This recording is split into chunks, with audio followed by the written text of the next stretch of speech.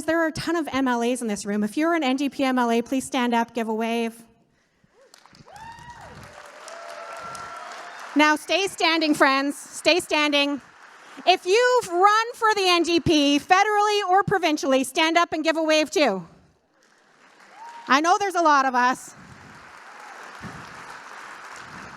And if you volunteered for the NDP, stand up and give us a wave.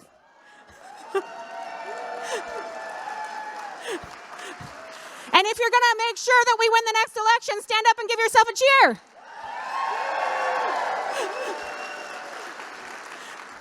My name is Sarah Hoffman, and I am an absolutely proud, unapologetic New Democrat. I have been a New Democrat, as you've heard, my entire adult life. And it was really when I moved to Edmonton, in spite of the fact that my parents said, don't become a teacher, I decided that I should become a teacher anyway, that I was going to a lot of the protests. And it was around the same time as the war in Iraq had started. And there were NDP MLAs and volunteers who were there and helped me find my home in our party. More than just voting, they helped me learn that activists could have a place in the organization of our party. And I am so proud that that sort of sparked that initial joy that brought me to where I am today. I grew up, as you heard, well, you didn't hear Canuso, you heard a small town. Canuso is the name of the small town. It's about 3 hours north of here. 200 people live there. My dad was the principal, my mom taught kindergarten. It wasn't a scandal. They were married before we moved there. And you might imagine, I grew up in the 80s and the 90s. So when I was finishing high school was the same time that Ralph Klein had inflicted 5% rollbacks on both my parents' salaries. Teachers and educational assistants had been laid off. Custodial services had been privatized. And that custodian and my dad worked to take every other light bulb out of the school to try to save enough money to save one more educational assistant's salary.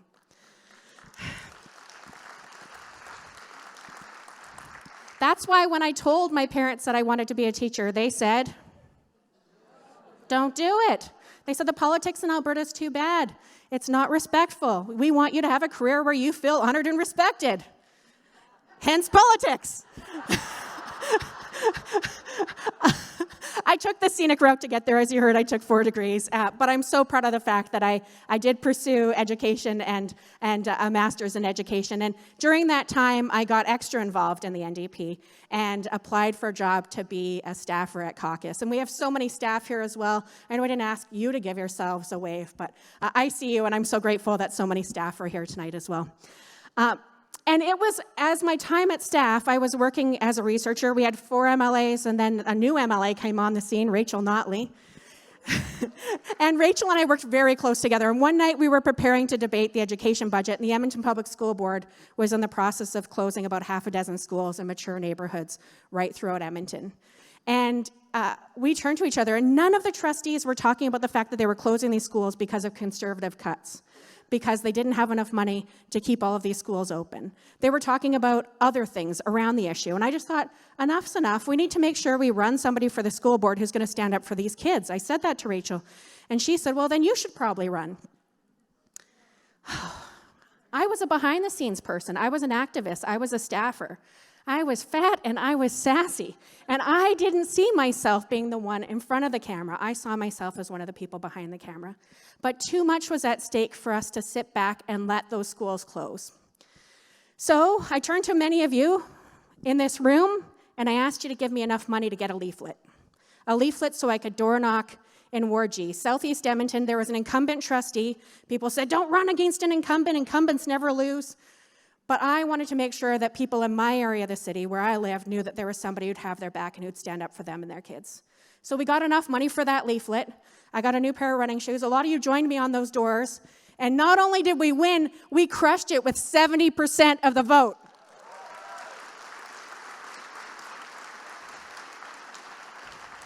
And I did that as a proud New Democrat. I ran again for the school board and won again. I had the honor of serving as the chair for the Edmonton Public School Board, second largest district in the province, running a $1 billion a year budget. And not only did we keep those schools open, 5 of us had run on keeping schools open. We got 7 votes, so we convinced 2 of our colleagues. And often we were able to get 9 votes on the things that mattered most to us, 9-0 votes on the things that mattered because we built a team together. I was so honored to be the chair of Edmonton Public, and I know we have many teachers and educational assistants, QP members here today as well. And I was proud to make sure that we gave those kids, those students, those staff, and those families all voices in our classrooms. And that included standing up for their human rights, bringing the first 2S LGBTQ policy in Alberta.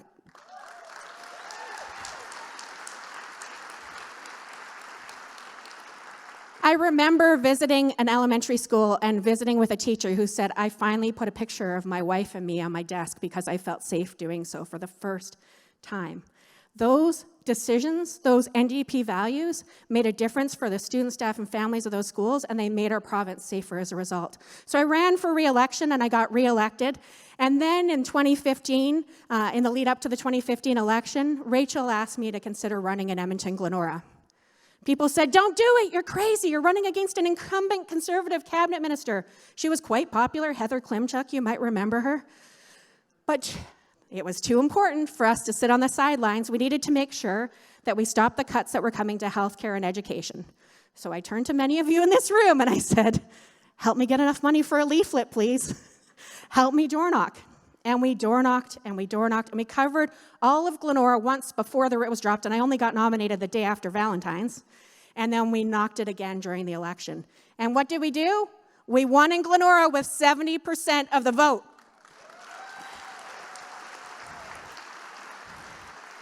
It was the first time we'd won that riding. It had been Conservative and once or twice Liberal. And it was the first time the NDP won. And not only did we win, we crushed it, and then we did again in the next election and again in the next election.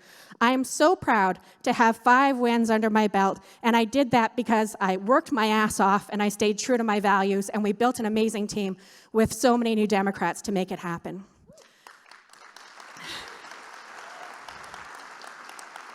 So now in 2.5 minutes or less, what I did when I was a Minister of Health and what I'm going to do as your Premier.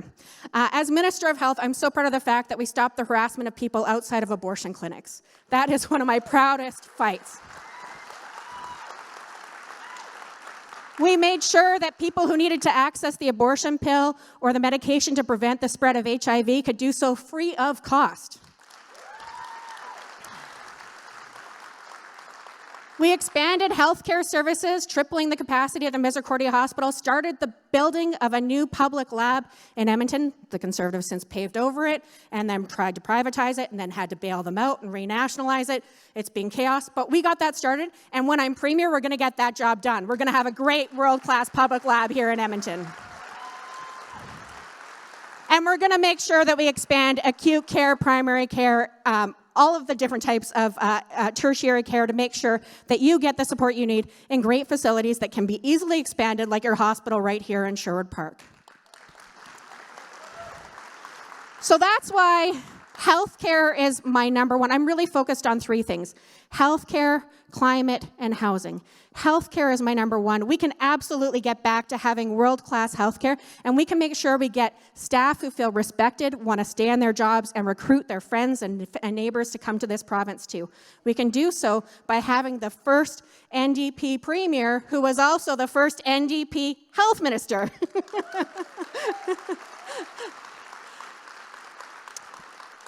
Climate is another big one for me. Many of you were door knocking in May, and we were advised that we probably shouldn't be outside because the air quality was so bad. When you can't let your kids play soccer on a hot summer day, it is a crisis point, and we need to act. I've released my full climate plan. There's so many details about the Youth Climate Corps, lots of economic opportunities. I hope you check it out.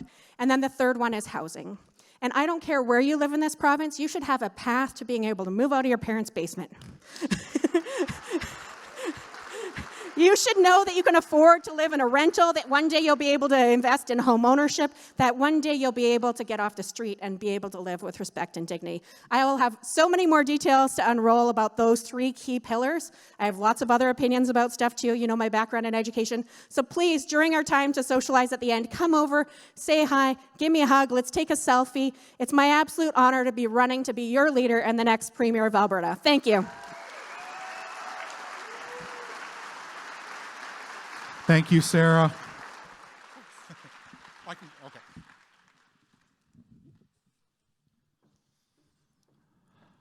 All right, our next candidate is Gil McGowan. Since Gill's election as president of the Alberta Federation of Labor in 2005, he has played an influential role in Albertan politics. He has helped to unlock billions of dollars worth of federal funds for Alberta, served as co-chair on the widely known Energy Diversification Advisory Committee, that's a mouthful, and has spent his life advocating on behalf of Alberta's precarious working class. Please welcome Gill McGowan.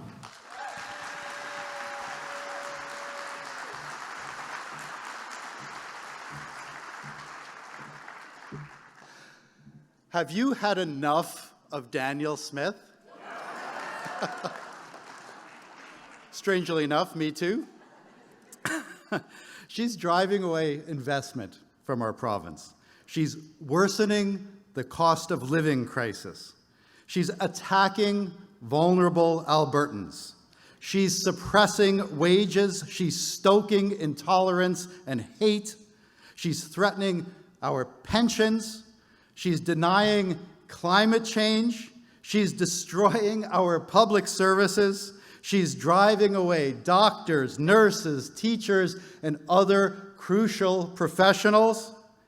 She's failing to prepare our economy for the future, and she's done all of this in less than a year and a half. I'm running to be the next leader of the Alberta NDP because Alberta desperately needs Danielle Smith to be an ex-premier.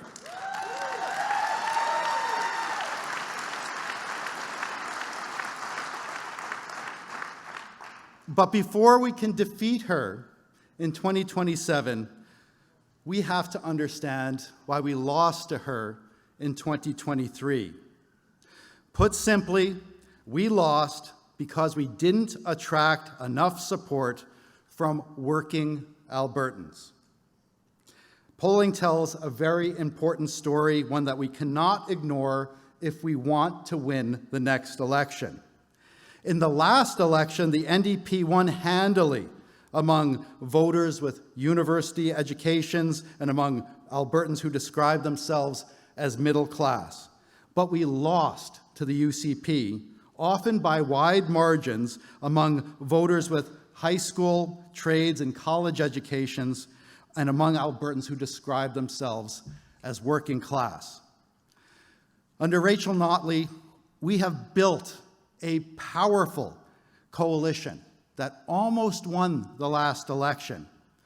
But our coalition has a hole in it. There's a missing piece, and that missing piece is workers. If we can find that piece and fill that hole, then we can win the next election, get rid of Danielle Smith, and fix our province.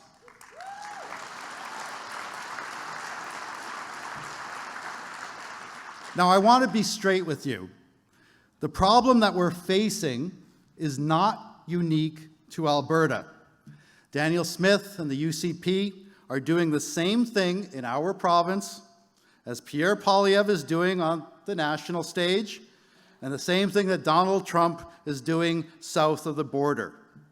They are taking legitimate worker anxiety and turning it into anger for their own political purposes. And that anger is killing us politically. We're also fighting against what I would describe as the conventional wisdom, which says that conservatives are better at the economy than progressives. We've all heard this refrain from our friends and neighbors, coworkers, and family.